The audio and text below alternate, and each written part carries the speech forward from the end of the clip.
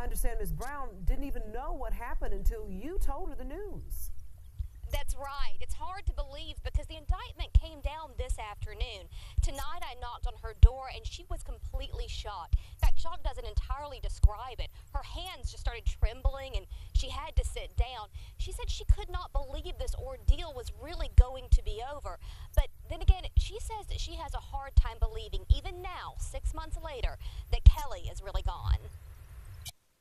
As close as we were, and he was in my life for as long as he had been, you never forget. You won't forget. Even though he's gone, I won't forget. Do you miss him? Yes, I do.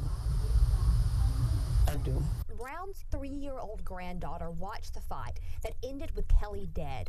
She says in a police report that he hit her 4 times in the face. She turned to the toddler for help. Find grandmama's phone. I wanted my cell phone and I could not find my cell phone to call for help. Brown says she thought she would die that night. I felt that, you know, like I said, from what was said to me, that, you know, this was it. The charge before the grand jury today was malice murder. Brown says she's lived the past 6 months in fear that any day she might be taken from her family and spend the rest of her life in jail. It wasn't a thing about not worrying, because you're going to worry anyway. You know, one way or the other, you're going to worry about it. But in my heart, I felt, you know, some peace, for I was concerned that I knew I had not done anything wrong. What would Brown do if she could relive that night? I wish that he was able to still be here to live his life and do the things that he wanted to do.